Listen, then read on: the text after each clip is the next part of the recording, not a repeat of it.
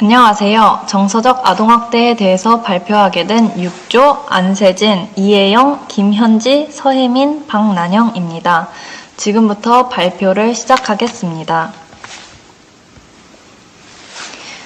목차는 정의와 유형, 그리고 정서적 학대 사례, 문제점, 결론, 느낀 점 순으로 발표를 진행하도록 하겠습니다.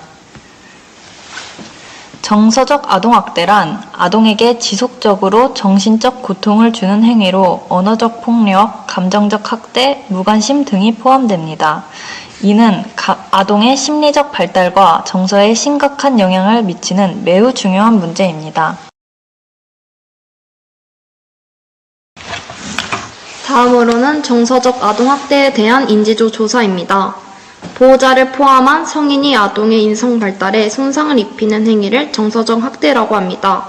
얼마나 알고 있습니까? 라는 질문에 62%로 알고 있지만 정확하게 알지 못한다는 답변이 가장 많았습니다. 다음으로는 정서적 아동학대의 사례입니다. 도깨비 어플, 말로 변하는 필터, 폭언이 있습니다. 먼저 폭언에 대한 사례를 설명해 드리겠습니다.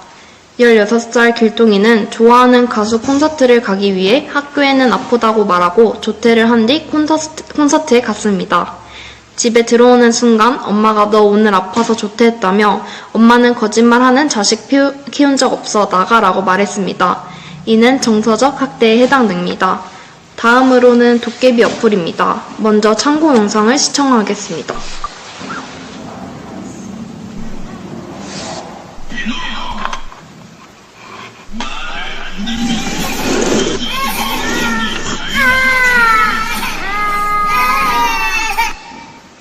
이 영상은 말을 듣지 않는 아이에게 뜨거운 냄비에 삶아 잡아먹겠다는 식으로 윽박을 지르는 앱을 사용하는 사례입니다. 이에 대한 조사 결과로는 학대가 아니다는 54%, 학대이다는 46%로 나왔습니다. 이에 대한 의견으로는 일부는 어른이 봐도 무서운데 아이에게 트라우마가 생기면 어떻게 하느냐와 저런 방법을 쓰지 않아도 교육할 수 있다 등 부정적 반응이 있었습니다. 또 요령껏 쓰면 효과 좋은 앱이다. 말을 정말 안 듣는 아이들에겐 써도 좋을 것 같다 등 의견이 있었습니다. 마지막 사례를 소개해 드리겠습니다. 최근 인스타그램 필터를 사용하여 아이에게 보호자가 말로 변하는 모습을 보여주고 반응을 보는 릴스가 유행했습니다. 이때 아이의 모습을 본 사람들은 아이가 심하게 놀라 우는 것은 트라우마를 유발하는 것이다. 이것은 훈육도 추억도 아닌 학대이다. 또는 이것은 추억을 간직하는 것이다. 학대가 아니다. 로 의견이 갈리고 있습니다.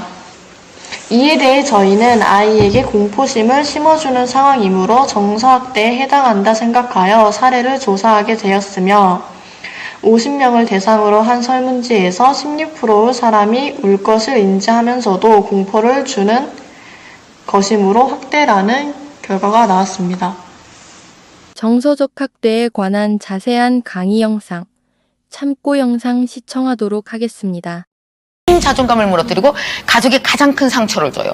아니 옆집이 뭐가 그렇게 할 일이 없다고 굳이 남의 집 아들을 자존감을 무너뜨리려고 찾아가고 너는 성적이 왜 그러니? 어? 너는 그런 식으로 살면 안 돼. 야 너는 왜 취업을 못했니? 이걸 매일 상관을 하겠어요? 그래서 사실은 자존감이라고 하는 것이 여러분 그거 아십니까? 홈메이드예요. 옆집은 절대 못 키워줘요. 이거 집에서만 키울 수 있거든요. 그때 가장 무너뜨리는 게 만약에 우리 가족이고 근데 우리 가족은 내가 피할 수 있어요? 없어요? 없어요. 집을 나가는 수밖에 없어요. 그래서 아시죠 여러분? 자존감을 너무 건드리면 애가 집을 나가는데 모르시나?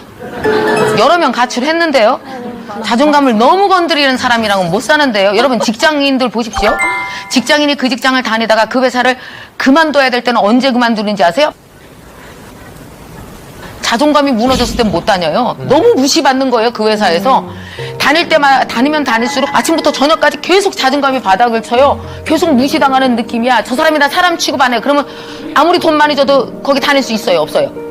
못 다녀요. 그래서 자존감이라고 하는 것이 그 사람을 머물게 하고 그 사람을 성장하게 하는 가장 큰 이처럼 아이들의 자존감을 깎는 것은 부모이며 아이들이 커가는 데에 있어 이 같은 부분은 안 좋은 영향을 준다. 다음으로 정서적 학대의 문제점 및 후유증에 대해 설명하겠습니다. 정서적 학대 문제점으로는 자아 존중감 하락, 애정 결핍, 지나친 애정 욕구, 대인관계 어려움, 감정 표현과 사회적 적응 어려움이 있습니다. 이로 인한 후유증은 다양합니다. 반사회적 행동장애, 대인관계 기피, 정신신경성 반응 등이 있습니다. 아동복지법 제17조 5항에 따르면 아동의 정신건강 및 발달을 저해시키는 정서적 학대 행위를 누구든지 하여서는 안 된다는 조항이 명시되어 있습니다. 그러므로 PTSD를 유발하는 훈육이나 폭언 등 가정폭력의 아동을 노출시켜서는 안 됩니다.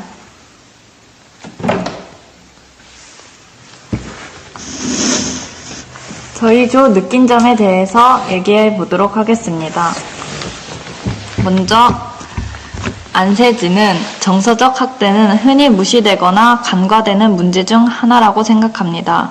이로 인해 자존감이 낮아지고 불안과 우울감이 더해질 수 있으며 정서적 학대를 경험할 수 있고 이는 정서적 건강에 영향을 미칠 수 있다고 생각합니다.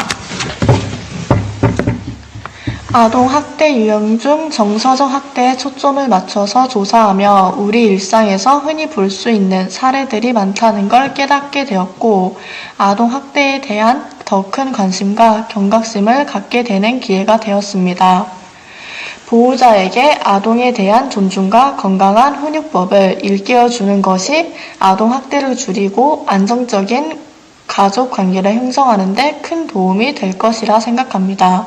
정서적 학대에 대해 깊이 생각해보니 그 피해가 눈에 보이지 않아도 아이들의 마음에 깊은 상처를 남길 수 있다는 것을 깨달았습니다.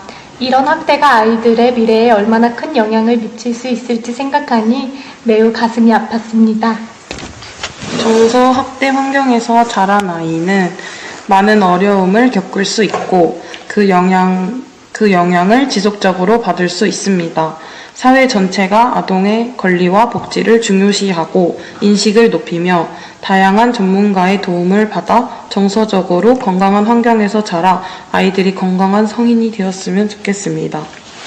부모들에게는 자식들에게 하는 말 한마디가 그들의 정서적 건강에 영향을 미친다는 사실을 알려주고 싶습니다. 인식하지 못하고 무심코 하는 말도 그들에게는 상처가 될 수 있으니 말 한마디에 신중해지는 것이 가장 중요하다고 생각하며 강조하고 싶습니다. 이상 6조 발표를 마치겠습니다. 감사합니다. 감사합니다.